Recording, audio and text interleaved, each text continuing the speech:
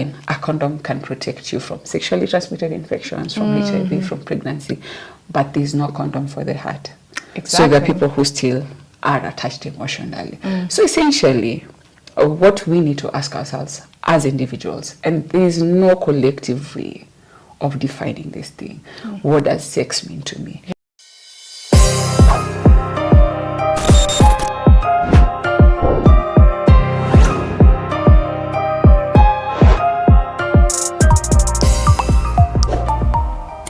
Hello amazing people, hope you all are doing amazing. You're welcome to another special episode of Get Impeccable with me, your host Precious and Dean, and as always I am so honored to have you all glued to your screens to watch this another episode of Get Impeccable. Today we're going to be talking about a crucial topic which gets to affect a lot of people, many people affected by this particular topic: avoiding pressured sex. So guys, with me here we have a seasoned expert, seasoned psychologist, expert in sexual and reproductive health, and a mental health expert as well. We are so delighted to have you here, Miss Lydia, and yeah, it's really a great pleasure to have you grace our screens. You look lovely. Thank you, you too. Thank you so much. So we just love for the audience to know more about you. So maybe just give an introduction about yourself. Yeah. Thank you so much. My Precious. pleasure. Hello everyone. My name is Lydia Winda. I'm a counseling psychologist by profession based at USIU Africa. I have more than 15 years experience in working in the space of sexual and reproductive health, mental health, life skills. I'm a trainer, I'm a coach, a counselor, and I'm a jack of many and a master of many as well. I don't know whether that's possible, so I just changed that narrative today, and I'm very happy to be here and looking forward to the discussion that we have today. It's a great honor to have you here. Actually, we're so happy to have you grace our screens with your presence today, and especially when I was going through your profile on LinkedIn, I realized you are so deeply interested with helping especially young people build healthy relationships. So that really got me intrigued, and I'm like, I need to have her. I need to have her on set. So let's delve straight to our topic of discussion. Sure. Yeah. So what would you say, what would you define pressured sex to be? What's your definition of pressured sex? Yeah. Thank you so much, Precious, for that. So pressured sex is sex that it could be consensual because you've been forced to, but it's like you are made to have sex. Yeah. And yet, given a chance, you'd say no. Yeah. So, and this is very common in stable relationships, in marriages, and sometimes even in friendships. Nowadays, we have non-committal relationships. So, anytime you are being quote unquote forced to have sex, that's like pressured sex from the name. So again, there's also a very thin line between that and consented sex. Yeah. Because again, remember what consent is here. So you could actually use the two interchangeably. Oh, yes. Okay. So would you say, like, when we're talking about unpressured sex, there are a couple of questions that especially young people face. Taking, for instance, someone in a relationship and they don't want to, let's just say, get involved with sex. But it's like the other partner feels like intimacy is the definition of sex. So would you say sex is equal to love? And if yes, why? And if no, why not? Yeah. That's a myth. When you talk about relationships and love and sex, having sex being synonymous to showing love, that's a myth. And I'm saying this boldly. Does that mean that people who are dating, who love each other and are not sexually active, do not genuinely love each other? So that's a card that is often used to manipulate the other partner. Makes sense. I've had cases or stories where people are like, oh, your partner manipulates you into, having sex by saying, oh, you know, this is the only way you get to express your love towards me. How will I know that you love me if you don't have sex with me? So that's a myth. And if it's a card that is ever pulled onto you, I would ask you to actually put your foot down Yeah. at your values and ask yourself whether you really want it or not. Exactly. Yeah. So I love that part of the fact that most people who want to get you, lure you into sex, actually use that as that catch to get you, because we'll get to see that there are some psychological factors that actually influence this. So do you think there are some psychological or emotional effects of engaging in sex, which you can say it's under pressure, something like that? Okay. So again, that's a very good question. So what plays out when you look at sex? Sex is something that means different things to different people. One of the things that influences our perception towards sex is first our socialization. What values were instilled in us? How do we see sex? How are we made to view sex? And growing up as a young girl, we were constantly told, don't play with boys. Yeah. We were even told that if you shake a boy's hand, you'd get pregnant. What and the we hell? took it as a gospel truth, and I can tell you this for free, that a lot of us didn't even try it. I know I'm probably a bit very archaic for the Gen Z. No, it's fine. But that's what happened. Yeah. So again, when you're raised by your parent, so what, or guardian, what did they make you believe sex is? Oftentimes people are told, okay, don't have sex, but they don't tell you why. So sex has very many angles to it. We can look at it as a form of pleasure, which is very common. So when I talk about pleasure, what happens?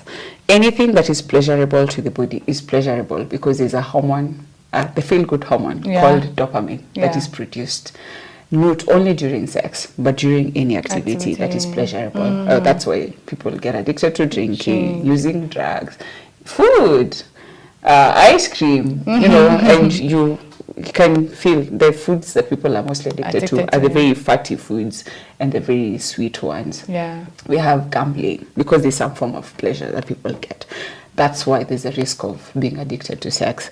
However, again, we also look at how relationships have become very casual. People are having casual sex. So the question is it possible for somebody to have sex without any emotions attached?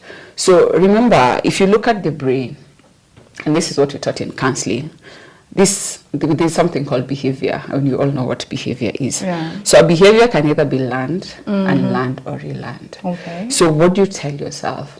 Are you able to tell yourself that, okay, fine, I'm going to be physical with this person. I'm going to make sure that I have no emotions attached to it. Sometimes it actually works for some people. There are people who can actually be physical and not attach any emotions to sex. However, for some people, sex is a very emotional affair, and that will also take us to either protected or unprotected sex. And especially for the girl, if you look at you can't talk about sex without talking about the genitals. Yeah. So if you look at the biological construction of the vagina compared to the biological construction of the penis, the vagina is on the receiving end, so it receives the fluids that come from a man, whereas the penis releases. So there is a possibility a girl stands a higher chance of building like stronger bonds with a guy when they sexually involved than a guy. And it's also different for different people, because I know growing up I knew if you had unprotected sex with a guy for a longer period, it was harder to get over them when a breakup happened than before you became sexually active with this person, because there are bonds that are kind of and then there's also the narrative that is propagated, and like I say, there's so many narratives that they also say that fine, a condom can protect you from sexually transmitted infections, from HIV, from pregnancy, but there's no condom for the heart. So there are people who still are attached emotionally. So essentially, what we need to ask ourselves as individuals, and there is no collective way of defining this thing.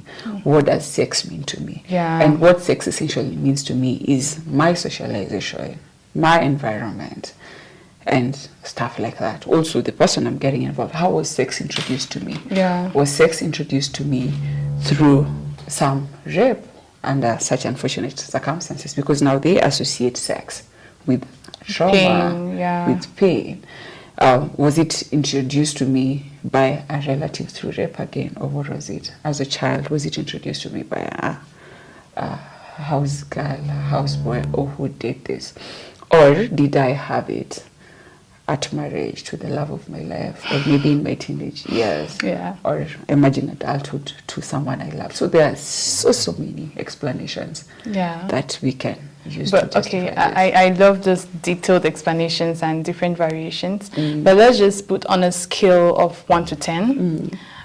Would you rate like people easily get emotionally attached like upon carrying out sex? I know you've explained detailedly, but on a scale of 1 to 10, would you say there's a higher chance of someone getting attached emotionally or psychologically psychologically affected by pressured sex? Pressured sex. Yeah. That would depend. And that would depend again on the individual.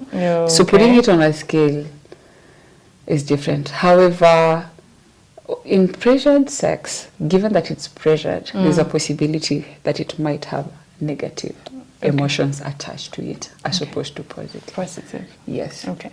Thank you so much for that. So we're going to move now to, can a healthy romantic relationship exist without sexual intercourse? And I know you had mentioned that when you were talking about sex not being equal to love. But let's take, for instance, that two people are in a relationship, right? And this girl loves this guy, and this guy loves this girl. But this guy has influence from his peers that, guy, you you can't be with a girl and you don't, whatever you get. So, but the guy loves the girl.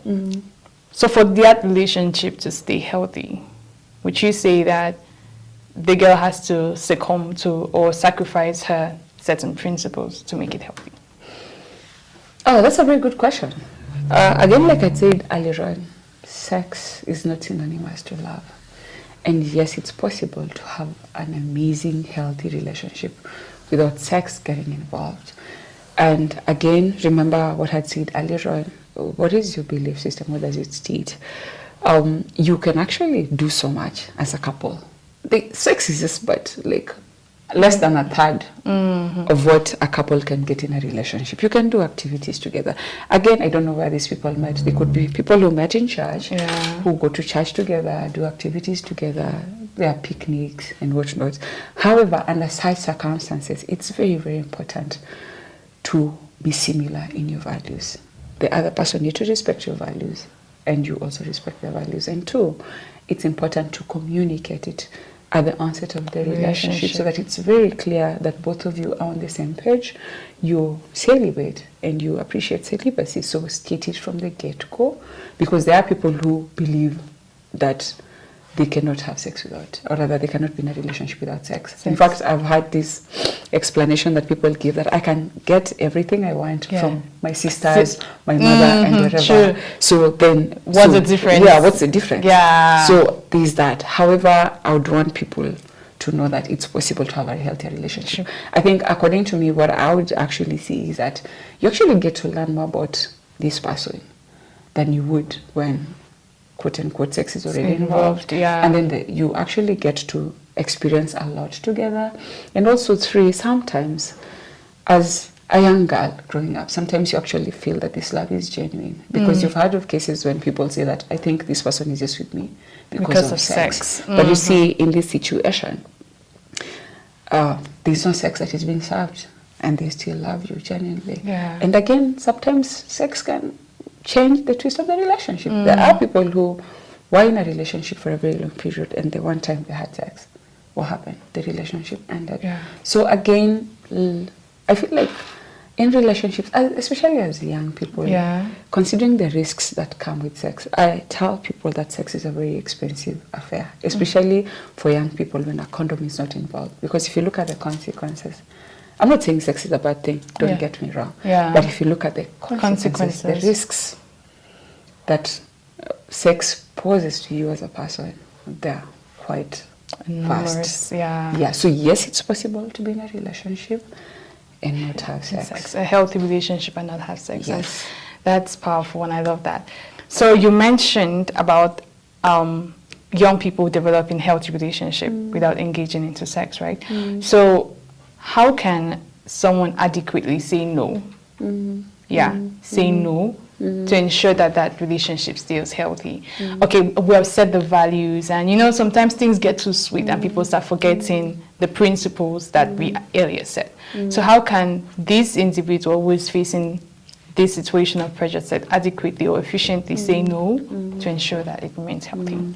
Thank you. So first and foremost, like I mentioned earlier on, it has to start from the word go. From the time the relationship is still, we call it talking stage. Yeah. When you're getting to talk about some of these things, it's important to state it from the get-go. 2, if your values are similar, then it's easier. There's an analogy I picked one time when we were having a relationship talk, that the wider the differences, the likelihood of more friction. So if this person believes in sex before marriage, in sex in a relationship, then it's very hard to convince them otherwise. And there's a possibility that you guys will struggle. You will keep struggling to see no. Yeah. So values, make sure that you have similar values, especially in regards to matter sex. And then 3, be assertive. Let your no be no. Some people say, no. And then you see there's this belief that now Africans have, I've had the phrase shared in a Kenyan parliament, that ladies say no to mean yes.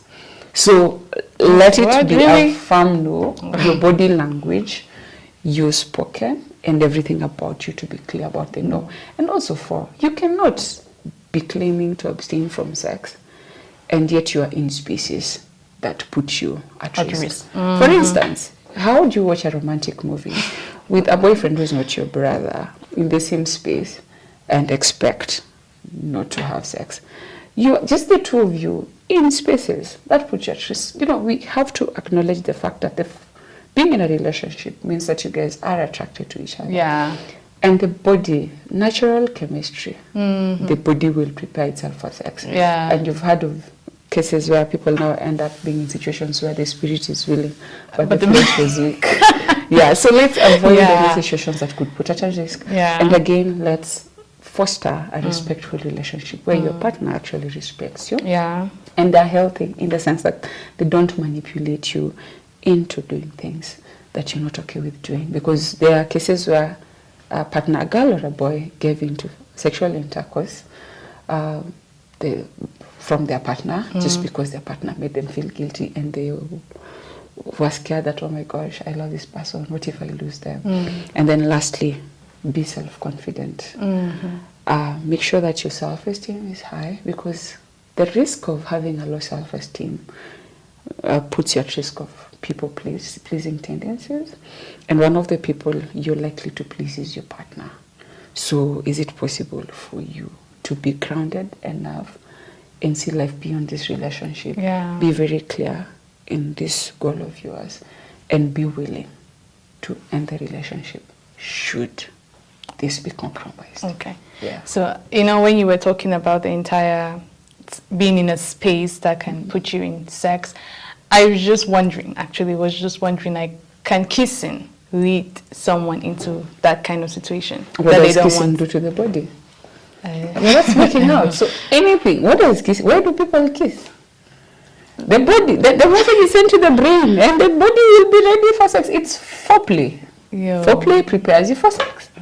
So again, we're talking about sex. So there's the risk of what? The body lubricating itself. The hormones will hormone, and you will try, and that's how people end up getting being white. But again, if you define sex. Sex is defined through so many ways. So someone will tell you that even kissing is like having sex. But it's regarded as, that's an outer course. Any form of sexual encounter that is not penetrative sex. It's outer course. It's outer. There's intercourse and there's outer course. Okay, yes. Wow. This has been an eye-opening conversation. Like, I've learned so much. It's been incredible. Now, dear audience, what do you think? What are your thoughts? Would you persevere or preserve your relationship by giving into pressured sex after all this talk? Or would you stay true to your values? Would you stay true to your principles? let's hear your response in the comment section. So before we wrap up, Miss Lydia, sure. Usually we have something we do for our guests, our audience, We always want you to share some powerful words of wisdom that will leave like a lasting impact on the people who are watching. So like your last imprint on the audience. So, yeah. Thank you so much for that, Chad. So what I would tell young people is that you are complete, you are enough, and kindly work on your self-confidence. That way, whatever you choose to engage in, it's something that you consent to. Remember to learn more about consent, because you can't talk about sex and not talk about consent. So consent is where you say yes to sex. And first, consent cannot be served when you're unconscious, drunk, asleep. Consent can be withdrawn at any given point. Let's say you say yes at the beginning, and in the middle you say no. Yeah, and you both need to respect both girls and boys. And also, consent is fully given, like not, yeah, you do not negotiate your way into consent. And remember, if this person loves you genuinely and they respect your values, they'll still love you, even when sex is not served. Yeah. And reducing our relationships to just sex. Oh, yeah, there's so much we're missing out on. Yeah. So I really want to wish you the very best. And please always remember your values. Always remember your values. And last but not least, sex can be a very expensive affair. Think about the consequences. Very expensive. Think about the risks of pregnancy. Think about the risks of sexually transmitted infections. Think about the risks of HIV and AIDS.